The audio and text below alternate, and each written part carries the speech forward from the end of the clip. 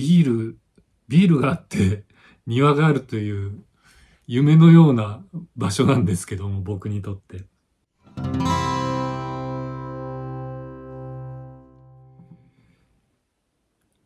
いろいろね、試行錯誤してはいるんですよ。今これ照明当ててるんですけど、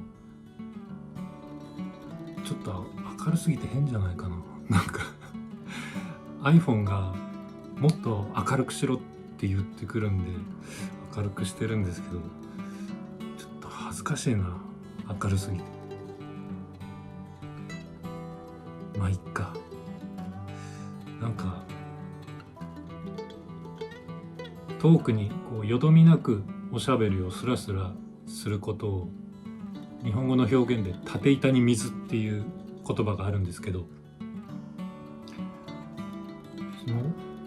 縦板に水の反対の言葉って何かなと思って調べたら、横板に雨だれっていうらしいです。今がそれなんですけども、ちょっと今日は雨降ってるんでね、作業はなしで、まあ腰も痛いですし、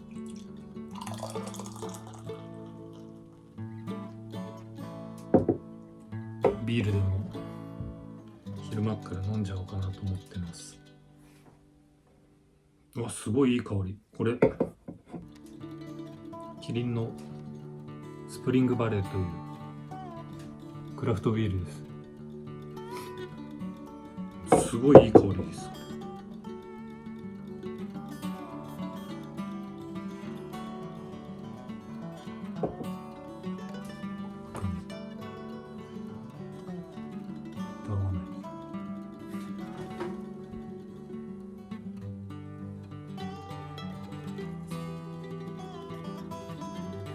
いただきます。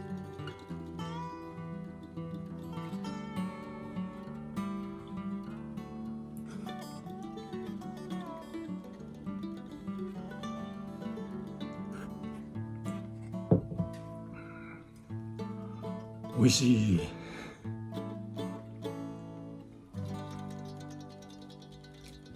さて、何のお話をしようかな。この間この庭の植物の話をしたんですけど、じゃあ今日はそもそもなんで僕がこういう場所を作ったかということをちょっと自分でも思い出しながら話してみようかな。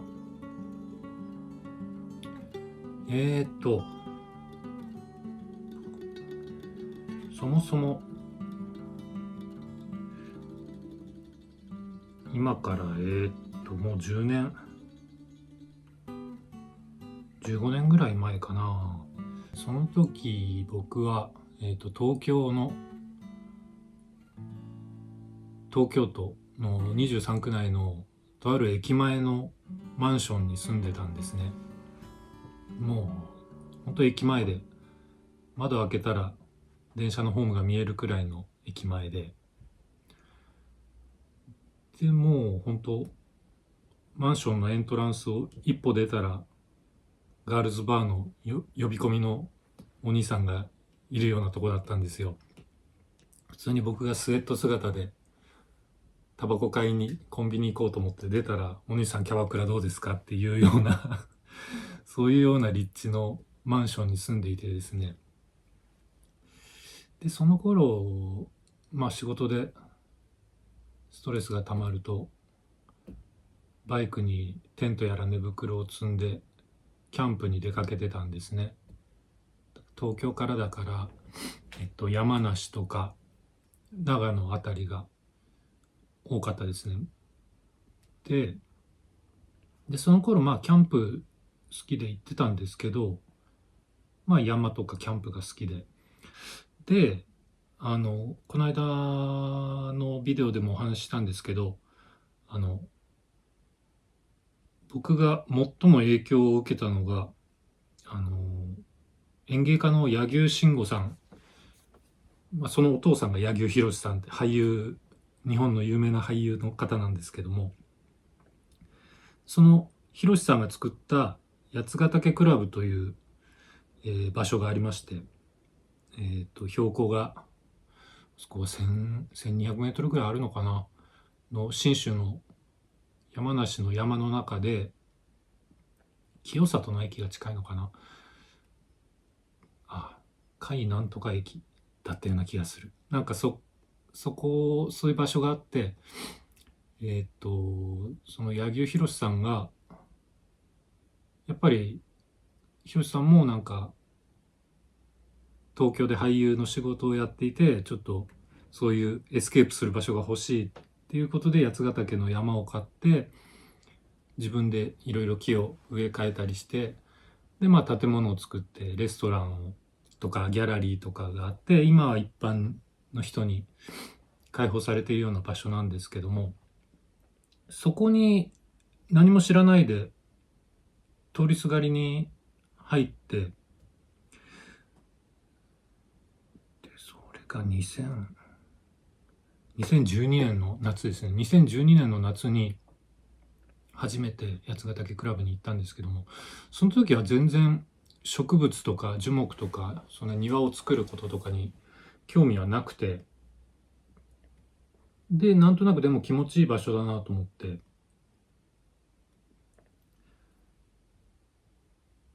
なんやかんやあって、なんやかんや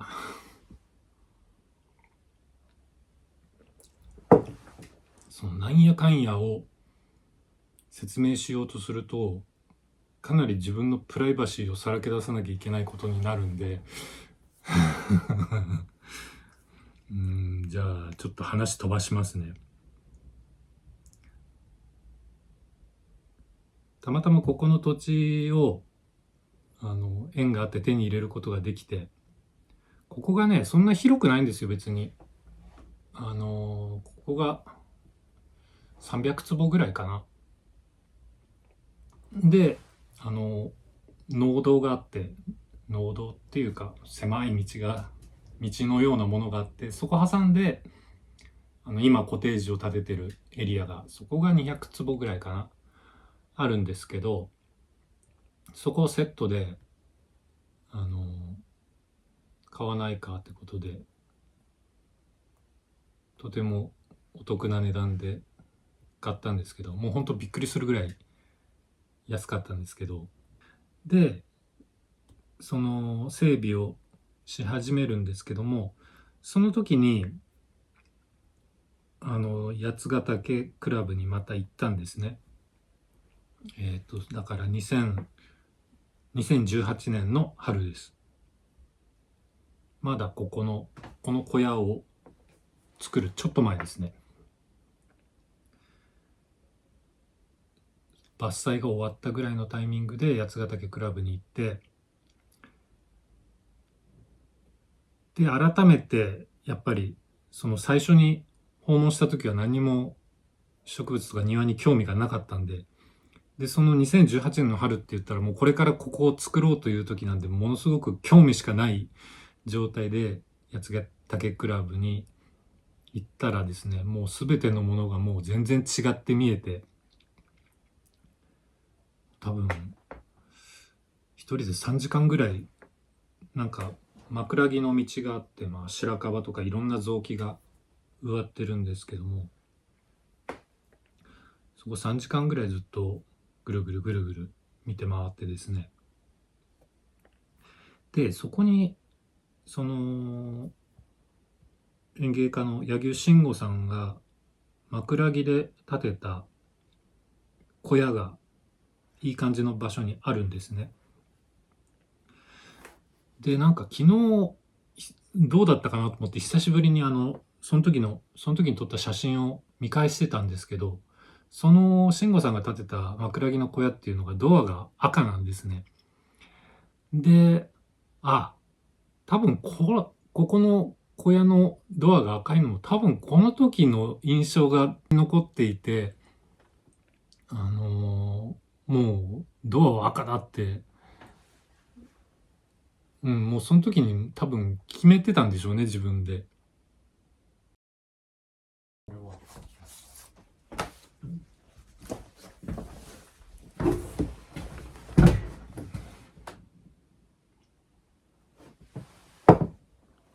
っと、それで、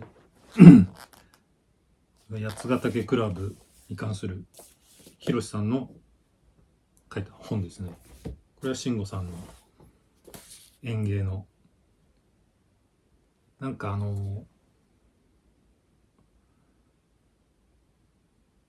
よく料理のレシピ本で男性の料理家が書いたレシピ本ってすごくなんかラフな感じで簡単で美味しいものを作る料理本って結構多いじゃないですか。そういう感じなんですね。これも園芸をなんかすごくそんな難しく捉えなくていいよっていう、柳生慎吾の頑張らないガーデニング。なんかすごくね、あ、こんなもんでいいんだっていうようなことがね、書いてあってね、これはすごく、この辺は参考にしましたね。で、この、一番僕が大好きなのが、この風景を作る人、柳生博。これがですね、これがすごく素晴らしい本で、多分もう、普通に新品の本はないと思うんで、古本屋さんで探すしかないのかな。これ、もうここに書いてあることがもう全てなんじゃないかなっていうぐらい、すごくいい本です。植物のことも、なんか、石とか、枕木とか、あとちょっとした小屋の建て方とかね、その庭のレイアウトのセオリーみたいなことが書いてあって、そう、だから、この八ヶ岳クラブの庭に、石で作った炉があるんですね。ファイヤーピットというか、ファイヤープレスというか。それが僕がここのお庭で一番最初に作ったものなんですよ。最初に木を倒して、藪をきれいにしてから最初に作ったのが石の炉で、それは絶対に作りたかったんですね。もうだからもうこれの影響です。だからもう、そういう柳生博さんもね、博さんは、去年の春に亡くなってしまって、息子の慎吾さんの方はね、もう本当に若い40代のうちに亡くなっちゃったんですけども、まあ、このお二人が僕のメンターという心の師ですね。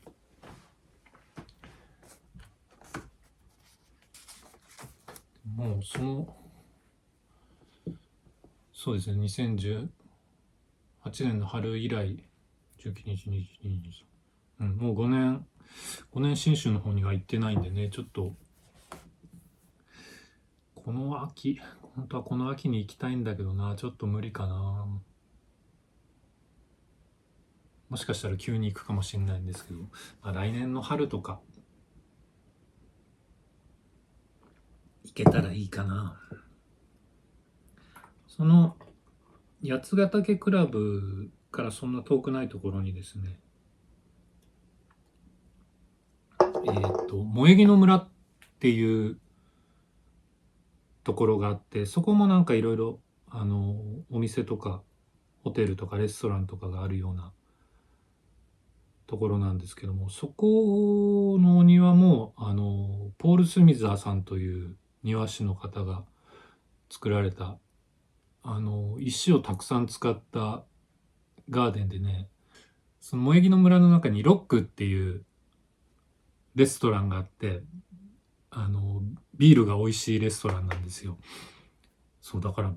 ビール、ビールがあって庭があるという夢のような場所なんですけども、僕にとって。そこもね、だから行きたいですね。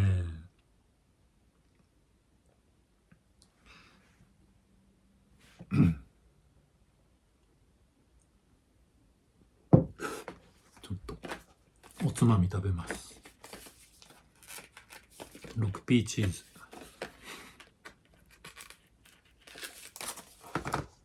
6P チーズっていうのかな。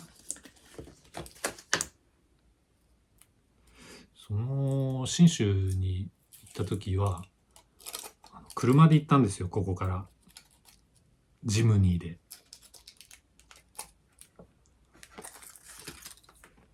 しかもなぜかどういうつもりだったのかわからないですけど、ずっと下道で行ったんですよ。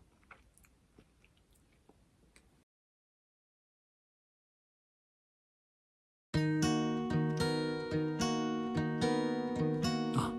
そうだ、これは言わなきゃいけないと思ってたんだ。メインの方のチャンネルで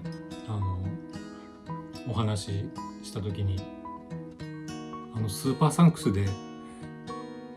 支援していただけると嬉しいですっていうことをポロッと言ったらですね、本当に結構支援していただいてありがとうございます。お名前をね、あそこのカウンターの前の板に書いていつも日々感謝を捧げております。ありがとうございます。なんか結構昔からコメントで何かプレゼントしたいんだけど送り先教えてくれって結構言われるんですよ。なんかただね、ここの住所を教えてしまうのもなんかいろいろと問題があるんで、うちの犬や猫たち、もちろん僕にもですね、何かプレゼントしたいんだっていう方はですね、概要欄にAmazon の欲しいものリストのリンクを貼っておきます。貼ってありますので、もしよかったらそちらから送っていただけると大変喜びます。あえて欲しいものリストってそのリストの中のものしか送れないんですかね。例えばなんかね、プレゼントしたい側がなんかこれもいやこれをプレゼントしたいんだよなとか、そういうことはできないのかな。ちょっと調べてみますけど、ランプが寒そうだから何かあったかいなんか犬用の防寒着を送りたいとか、なんかそういうコメントもあったかな。ランプといえばね、僕がサックス吹いたりすると一緒に遠吠えするでしょ。あれもなんかランプは嫌がってんのか喜んでんのかどっちなんだって聞かれるんですけどね、僕としては多分喜んでると思うんですよね。なんか自宅で一緒にYouTube 見たりして、僕大体もう YouTube は音楽系のばっかり見てるんですけど、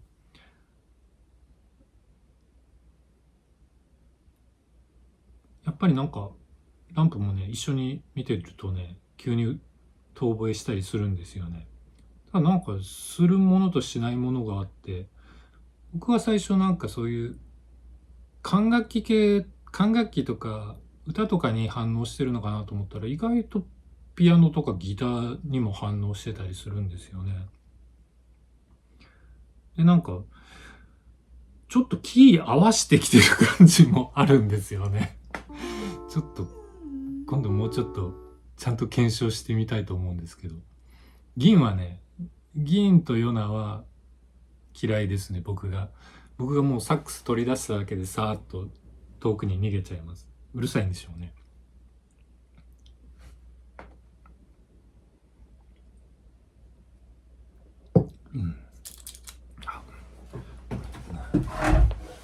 ナッツだな。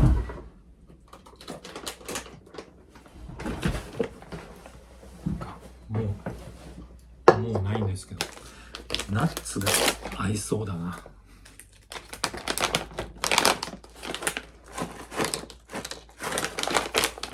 プレッツェル&ナッツミックス。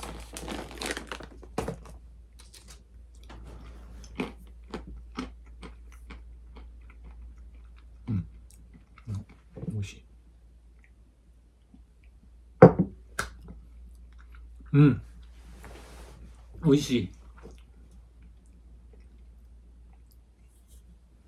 これ美味しいです。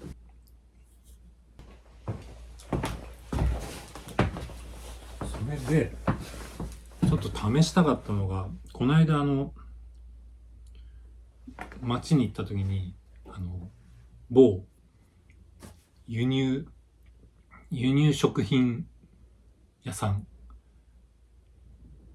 で、カルディなんですけど、カルディで見つけたね、これ、レモンビール。これ、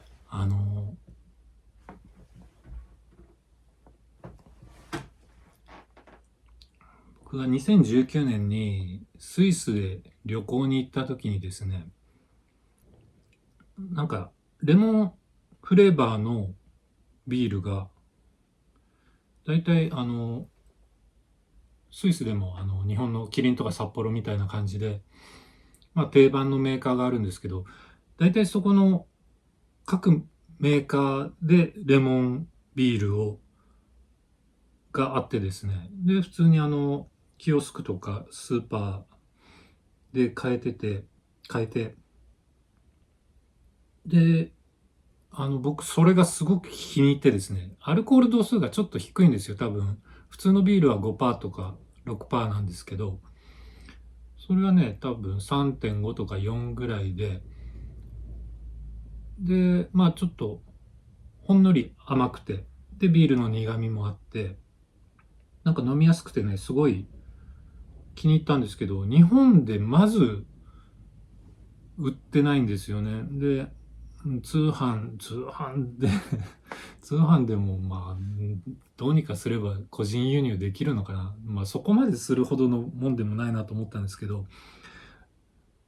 ただ僕がいろいろ試してですね、キリンの、ラガーと、CC レモンを半々ぐらいで混ぜると、そのスイスで飲んだレモンビールの味にかなり近いものができたんで、なんかしばらくそれ飲んだりしてましたね。もし興味のある方は試してみるといいと思いますけど、ちょっと開けてみよう。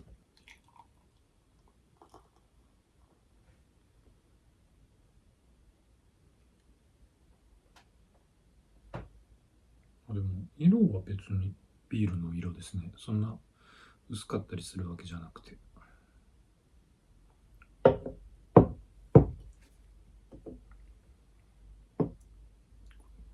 ってた方がいいか。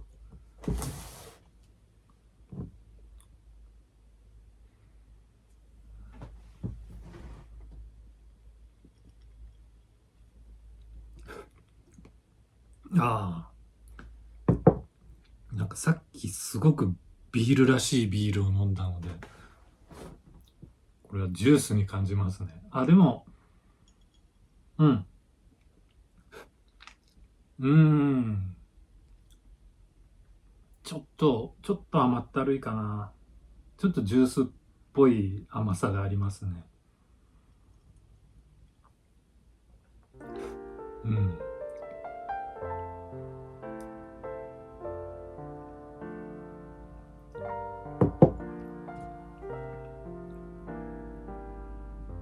なるほど。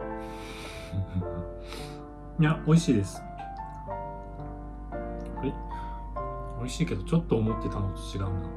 あ、でもどうなのかな。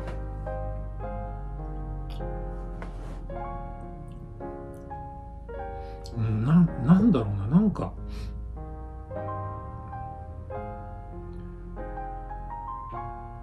うん、アルコール分4%。うん。これ何が合うんだろうな。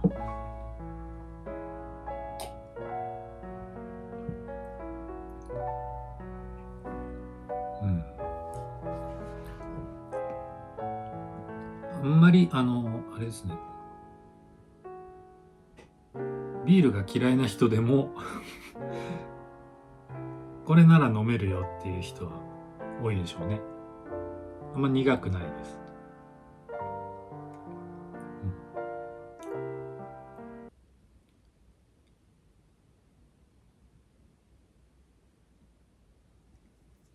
なんか